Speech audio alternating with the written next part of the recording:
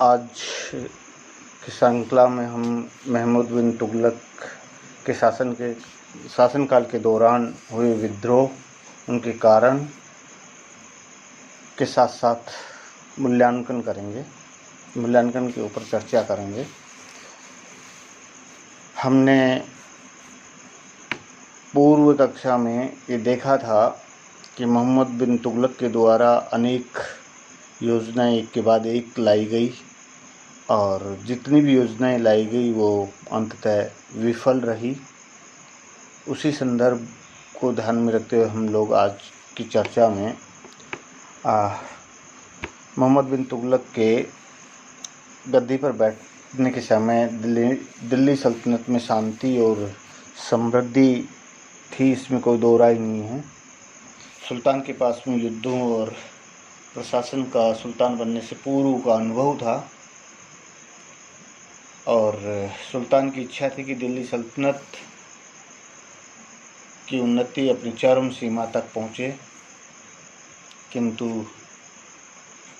परिणाम इसके विपरीत निकले और मोहम्मद बिन तुगलक के शासनकाल के अंतिम वर्षों में दिल्ली सल्तनत में अराजकता की स्थिति उत्पन्न होती हुई दिखाई देती है। सुल्तान, ऐसा माना जाता है कि संभवतः मोहम्मद बिन तुगलक के समय में जितने विद्रोह हुए उतने विद्रोह दिल्ली सल्तनत के किसी भी सुल्तान के शासनकाल में नहीं हुए। हम कारणों के ऊपर अगर चर्चा करें तो हमें उन विद्रोहों के पीछे जो कारण दिखाई देते हैं उनमें एक तो प्रभावशाली अमीरों की महत्वाकांक्षा, दूसरा जनता और अधिकारियों को छोटे छोटे अपराधों पर भी बड़े दंड देना, इससे जनता में असंतोष और अधिकारियों में असुरक्षा की भावना फैल गई, ये भी विद्रोह का कारण था एक। तीसरा, एक के बाद एक योजनाएं असफल होना, जिससे जनमानस के सामने सुल्तान की गरिमा भ्रष्ट हो गई। और चौथा, दक्षिणी भारत के इलाकों को जीतकर दिल्ली सल्तनत में शामिल करना, विशेषकर देवगिरी को जो है दिल्ली सल्तनत की राजधानी के रूप में चुनना, बहुत सारे कारण थे जिनकी वजह से समय समय पर सुल्तान के शासनकाल में विद्रोह हुए। हम यहाँ संक्षिप्त रूप में अगर देखें तो एक के बाद एक लंबी सूची हमें दिखाई देती है विद्रोहों की। 1326-27 में बहाउद्दीन गुरसब का विद्रोह हुआ। 1327-28 में बहराम आइवा, जिसको किस्लू खां के नाम से जाना जाता है, का विद्रोह हुआ। और 1327-28 में गयासुद्दीन बहादुर का विद्रोह हुआ। 1334-35 में मावर का विद्रोह हुआ। उसके बाद में बंगाल में पुनः विद्रोह हुआ और बंगाल में एक स्वतंत्र राज्य की स्थापना हुई 1338-39 में। दक्षिण में स्वतंत्र राज्यों की स्थापना हुई, विशेषकर 3 राज्य थे। 1336 में विजयनगर राज्य की स्थापना हुई हरिहर और बुक्का के नेतृत्व में। 1335 में वारंगल की स्थापना हुई और इसी वर्ष कंपिला की भी स्थापना हुई। 3 हिंदू राज्य स्थापित हुए। सोनम तथा सामना का विद्रोह। 1338 में काड़ा में निजाम मईन का विद्रोह। 1338-39 में बीदर में शिहाब सुल्तानी का विद्रोह। 1339-40 में गुलबर्गा में अली शाह नाथो का विद्रोह।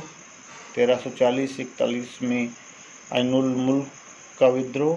1341 में शाहू अफगान का विद्रोह। इसके बाद में 1347 में सादा अमीरों का विद्रोह और बहमीनी राज्य की स्थापना। तगी का विद्रोह और उसी दौरान 20 मार्च 1351 को सुल्तान की मृत्यु हो गई। इस प्रकार हमें एक लंबी सूची मिलती है, जानकारी मिलती है विद्रोहों की।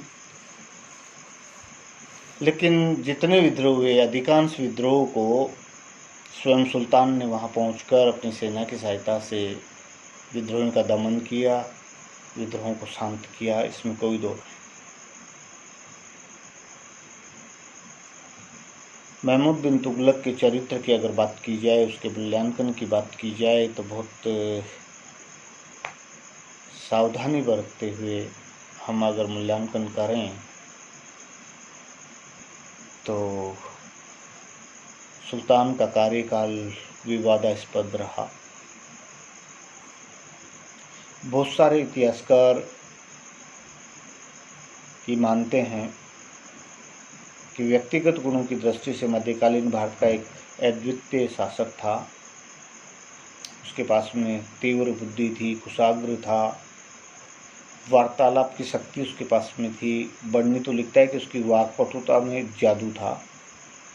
उपमाओं और रूपकों के प्रयोग में वह निपुण था अपने आप में। तत्कालीन समय के अधिकांश विषयों का वो गंभीर विद्वान था। ललित कला और विशेषकर संगीत से उसे अत्यधिक लगाव था।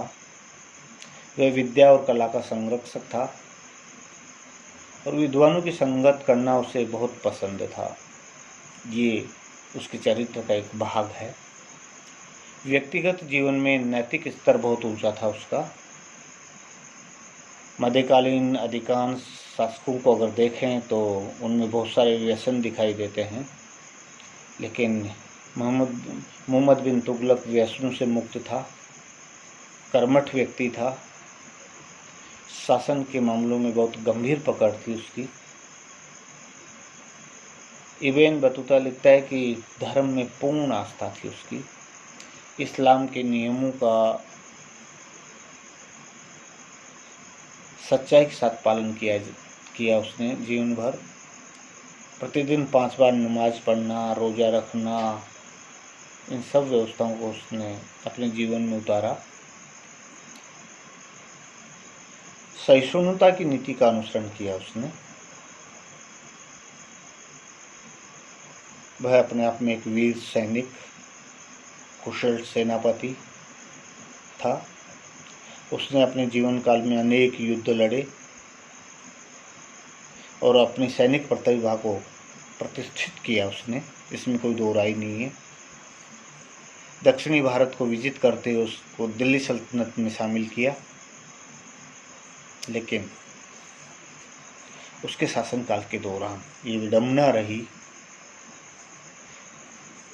स्थान स्थान पर विद्रोह हुए, लेकिन जहाँ जहाँ विद्रोह हुए उनमें से अधिकांश विद्रोहों को उसने स्वयं ने दबाने में सफलता हासिल की। लेकिन दक्षिणी भारत और बंगाल उसके शासनकाल के दौरान ही स्वतंत्र राज्यों के रूप में स्थापित हो चुके थे। उसका स्वयं का कोई दोष नहीं था।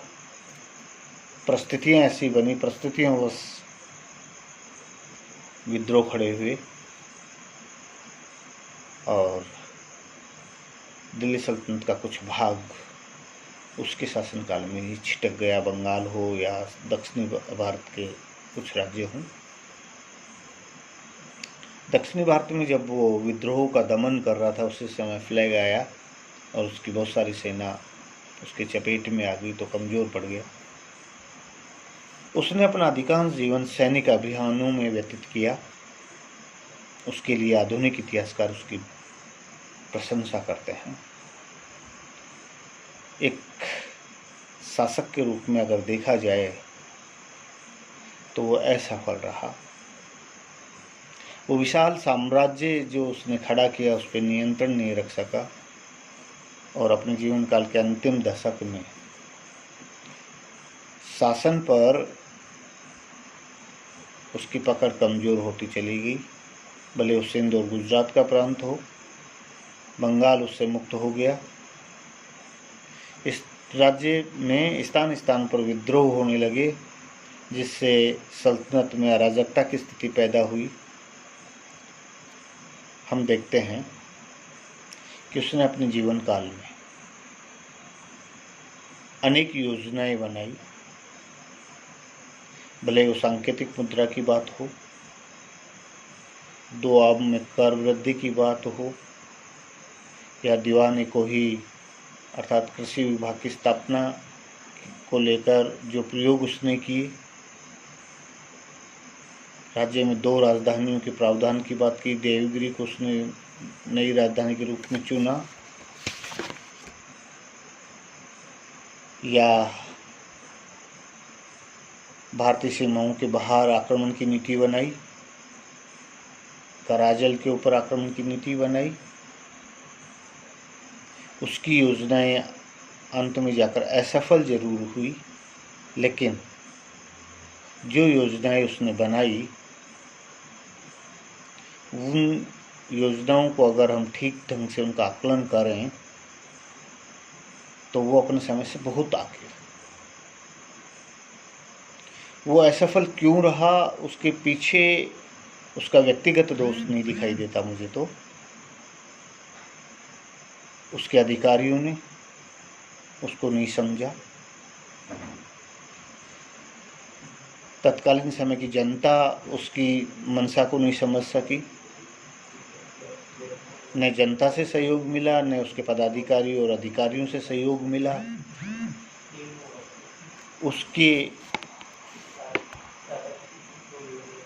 उसके लोगों ने ही उसको जो है असफलता की ओर धकेल दिया। उसके भयंकर परिणाम दिल्ली सल्तनत को भुगतने पड़े।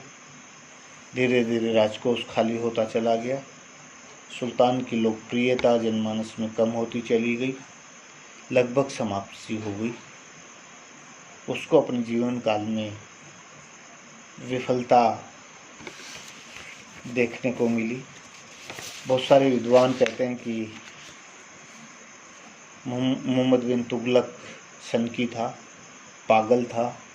विशेषकर यूरोपीय विद्वानों में एल्फिंस्टन कहता है कि उसमें कुछ पागल के अंश थे। पागलपन नहीं था, लेकिन हम ये कह सकते हैं कि संतुलन का अभाव था। क्योंकि ईश्वरी प्रसाद लिखता है कि इबन बतूता और बर्नी ने कहीं भी उल्लेख नहीं किया है कि वो सनकी था या पागल था। A.L. श्रीवास्तव भी यही कहते हैं। हाँ, उसके चरित्र में विरोधी तत्वों का मिश्रण था। तत्कालीन लेखकों के विचारों में अगर हम देखें तो विरोधाभास हमें दिखाई देता है। एक तरफ उसको विनम्र बताते हैं तो दूसरी तरफ उसको अहंकारी के रूप में प्रस्तुत करते हैं। सुल्तान किसी की सुनने के लिए तैयार नहीं था, अपने अनुसार काम करता था। एक तरफ उसको दयालु कहते हैं, न्यायप्रिय कहते हैं, तो दूसरी तरफ उसको क्रूर और अत्याचारी के रूप में पेश करते हैं। एक तरफ उदार हृदय वाला सुल्तान उसको लिखते हैं तो दूसरी तरफ संकीर्ण हृदय वाला सुल्तान उसको लिखते हैं। हाँ, सुल्तान छोटे और बड़े अपराध में अंतर नहीं करता था।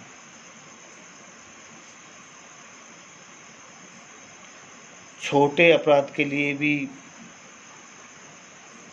इस प्रकार की यातनाएं दी जाती थी, सजा दी जाती थी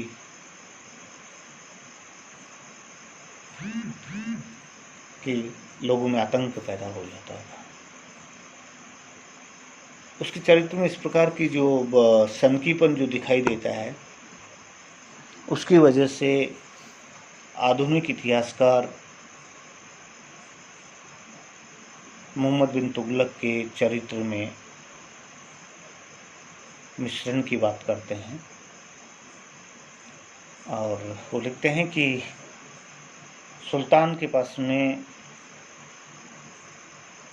बुद्धि तो थी, लेकिन संतुलन का अभाव था।